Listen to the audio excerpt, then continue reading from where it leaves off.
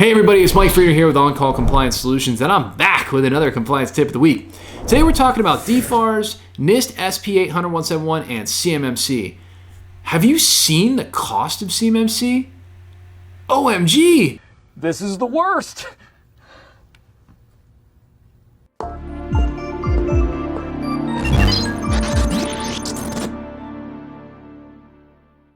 So hey, if you're a defense contractor who's feeling overwhelmed, tired, and alone, trying to understand all of this DFARS, NIST SP 800-171, and CMMC compliance stuff, I've got great news for you. You found your home here at On-Call Compliance Solutions, where we can help you transform into your company's on-call compliance hero. Let's jump into it. So, okay, you guys, there has been a lot of noise out there about CMMC during the holiday season, and I am excited, pumped to start driving into some of the most recent information that has come out and really picking it apart for you guys. Okay, as you may or may not know, in December, the DoD dropped the official CMMC proposed rule, and it is currently in its public comment period. What does that mean? It means that they have finished what they think is a solid finished ruling on the new law that will mandate that defense companies and their suppliers who come into contact with CUI or controlled unclassified information during their work either self-attest or self-certify that they are meeting the requirements at level 1, self-certify they are meeting the requirements at level 2, or in some cases have a third-party CMMC assessor come in to verify they are actually meeting these requirements. Can't fake the funk there. You're just going to have to open up your books and show them, baby. All right, I think most of that is old news, but there is some new information that I found which is particularly eyebrow-raising, and things I think you should know about if you are in the defense industry. So first, it's new information that CMMC will be included in all of the solicitations after October 1 of 2026. So this part's kind of new. You have a 100% chance of losing your defense work if you are not ready with CMMC by October 1, 2026. Although, interestingly, they do note that waivers could potentially be issued, which I think will be very, very rare. I would not count on that. It's like the old waiver with NIST. You could like go get the DoD CIO himself to do some kind of a waiver. I really never saw that done. So why is this news? Because it was not originally said that virtually all defense work would be under this requirement. It just had not been said in such concrete, definitive language before. Now, more than ever, it's de facto, right? It's done. It's finito, finished, it's done. That if you are even interested in defense work, when your first step must be to go get compliant. I repeat, if you're interested in defense work, or if you're already in defense work, step number 1 is go get compliant. Okay, yes, we can help with that. Period. So this is going to affect you. There's no doubt. There's no wavering anymore. It's said.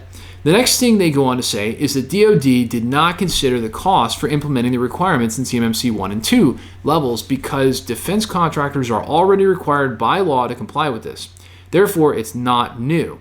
Well, reality check from the people here on the ground, maybe the people here on Earth, maybe people here in the defense industrial base, all right, there are still a lot of people who have not gotten with this or that are just simply new to defense contracting, right? You got to think about that.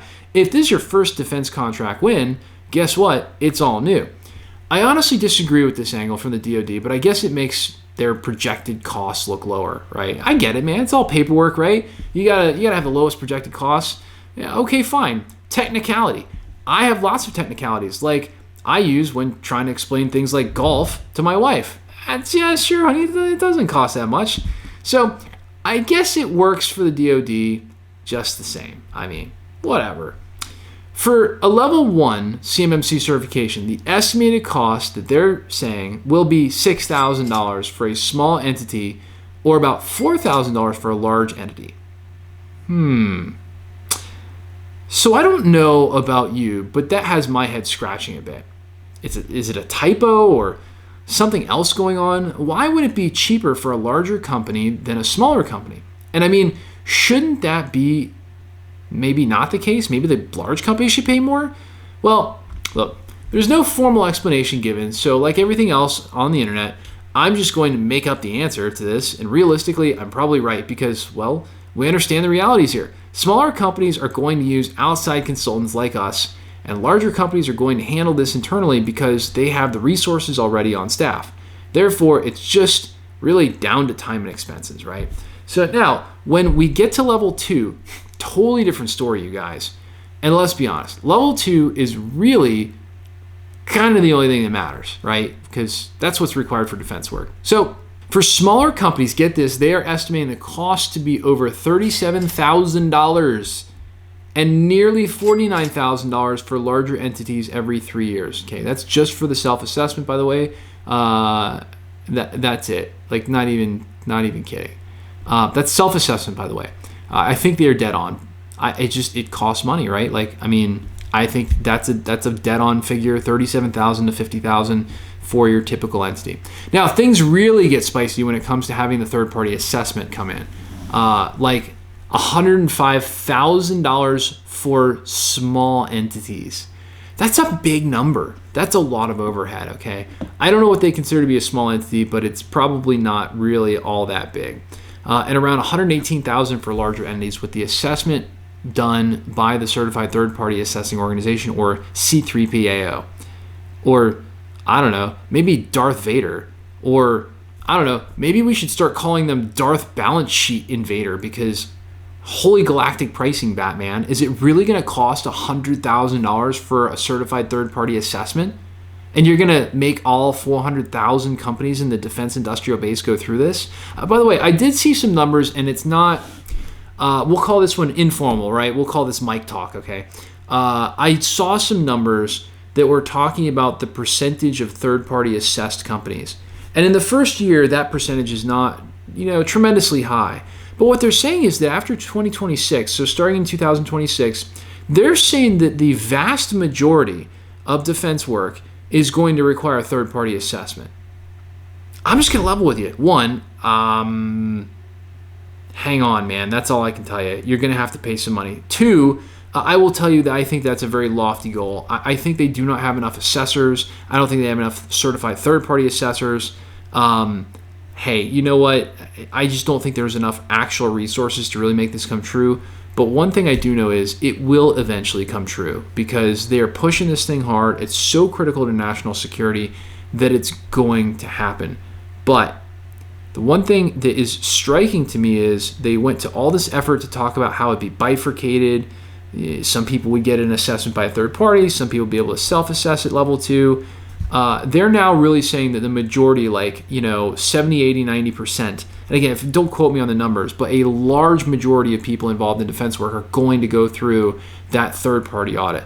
That, to me, is even a little bit of a surprise. And you guys know we eat, sleep, live, and breathe this. Their claim that basically I think 90 to 95% of companies are going to have to go through us if they have a direct DoD contract. That's pretty wow stuff to me. For one thing, we're going to get the assessors, but hey, it's a good thing we're an assessor, right? I'm a certified CMMC certified assessor. I think probably this is our year to go out and just to help the defense industrial base. We will probably be going for our C3PAO, and I finally think they have the process ironed out enough to get us through pretty quickly. So we'll go help. We're all about helping the defense companies out there and trying to make this as easy and inexpensive as we can. But boy, I got to tell you guys, that's a lot of money. $100,000. $100,000 to $120,000 per assessment. Wow. So now they do go on to give estimated cost ranges for CMMC level 3, and I'll just tell you what they are. But I'm also just going to tell you that you don't have to worry about these right now because CMMC level 3 is basically not real to 99% of people. All right. It leverages the extra 50 plus controls in CMMC level 3, and honestly, nobody is really talking about these, and likely your contract will have specific requirements alerting you to any kind of CMMC level 3 stuff going on well in advance. You're going to have plenty of time to get ready for this. But for fun, they are estimating that a small organization may require $490,000 upfront and $2.7 million over the lifetime of an average contract. Holy banana boats, that's a lot of fruit.